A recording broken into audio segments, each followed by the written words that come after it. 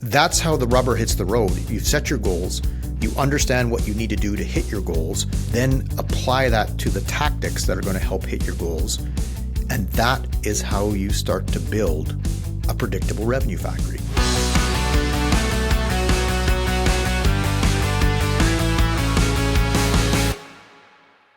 Okay, welcome back to the Driving Growth Podcast. I'm excited to break down another real simple fundamental concept.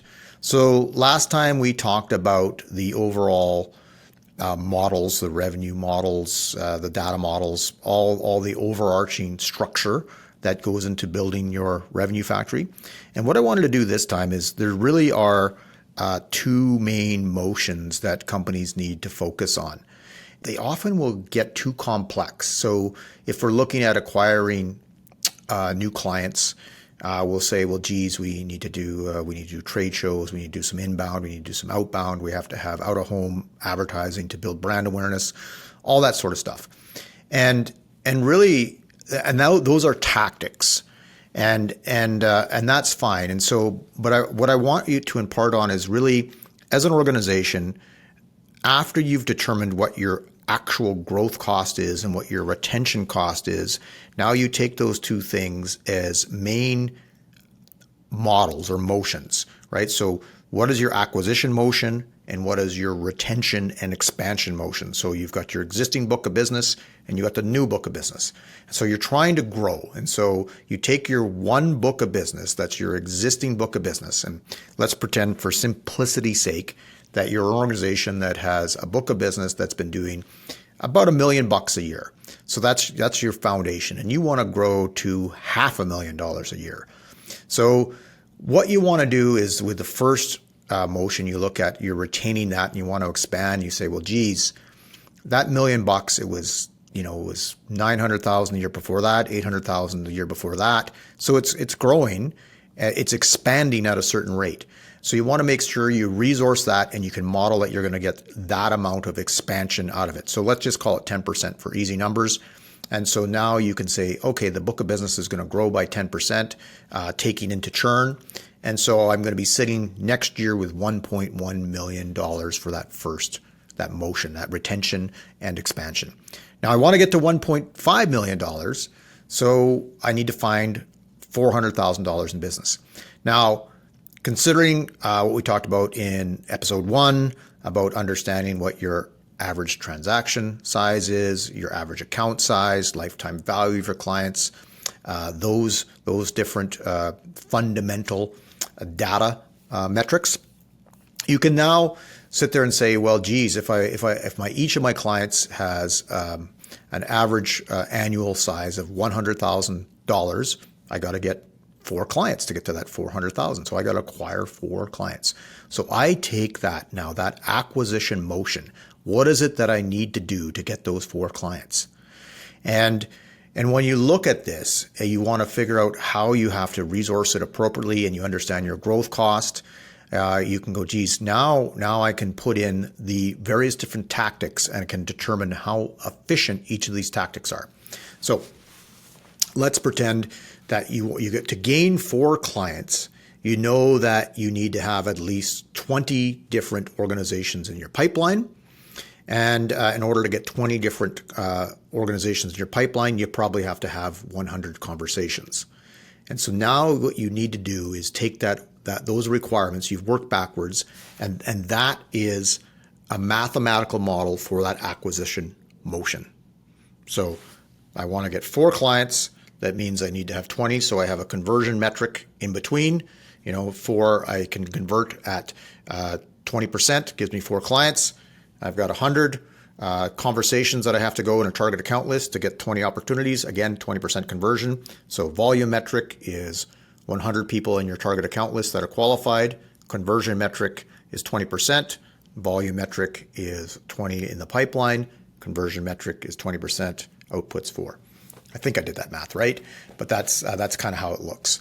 And so you've got a mathematical model. So the question becomes, how do you actually get those people in the target account list to get into opportunities? And that's when you start to look at all the tactics that you can do. And that's where you start to say, geez, if I go to a trade show, I usually get 20 leads. And of course, then I know that it converts at this rate, and I can understand when I take the cost of that, that's how efficient or what the cost of growth in that particular tactic is. Inbound will give me this. I got this cost for ads, that sort of stuff.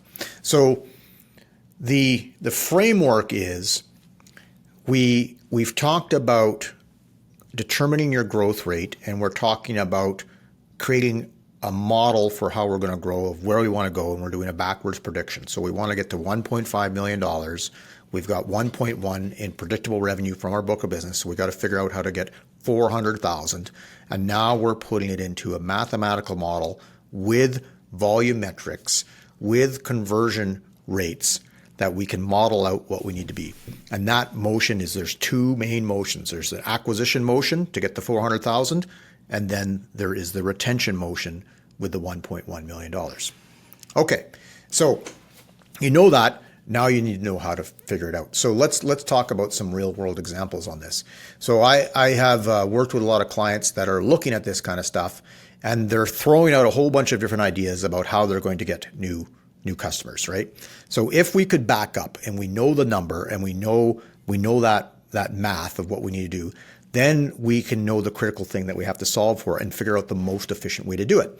So for instance, if you take the tactic of a trade show versus, say, inbound advertising versus an outside sales rep, each of those three tactics will have costs associated with them, and each of those will have their own volume metrics and their own conversion rates to get to the net new business that you're going to acquire.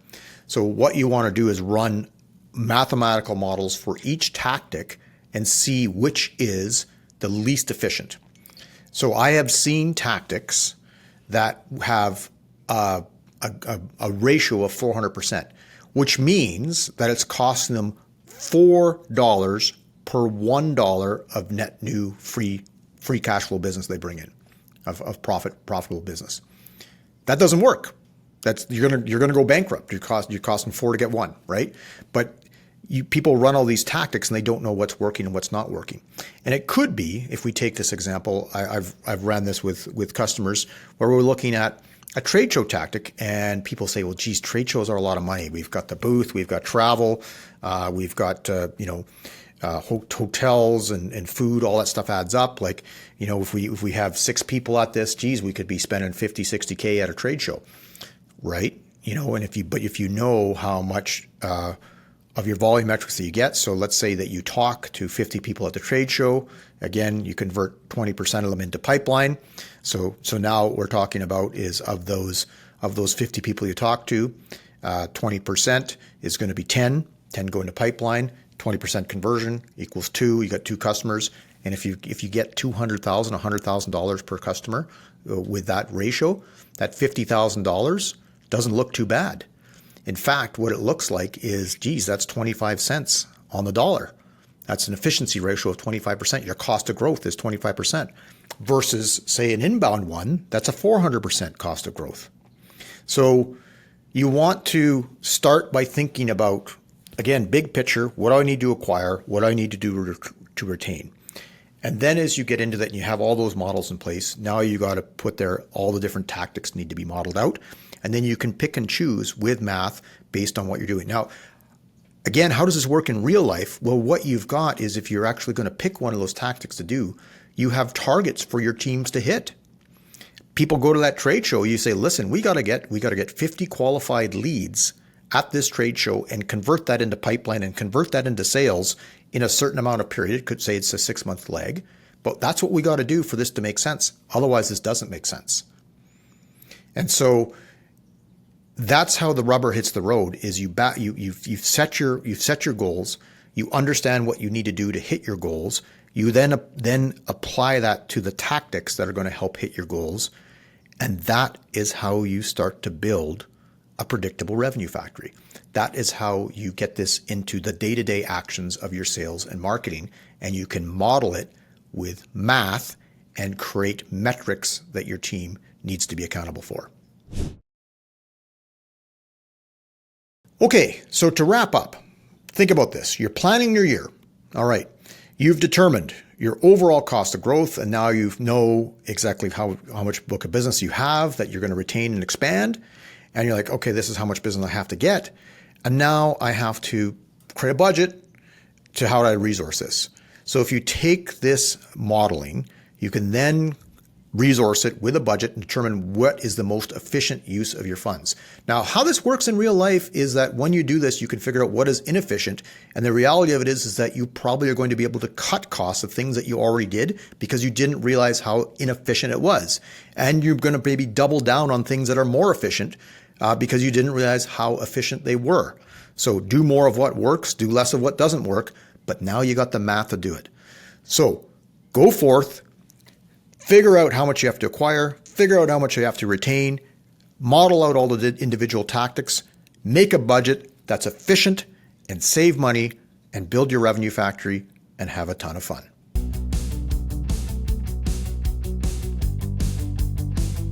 If you found this topic insightful, you can go to weareroadmap.com/podcast and download our toolkit, which will give you the mathematical model I was just talking about, which will give you the go-to-market ratios, the cost of growth. It's all there for you to have and download and start applying to your business today. And while you're there, subscribe to this podcast. My name is Steve Whittington. I am the host of Driving Growth. I'll be back in 2 weeks.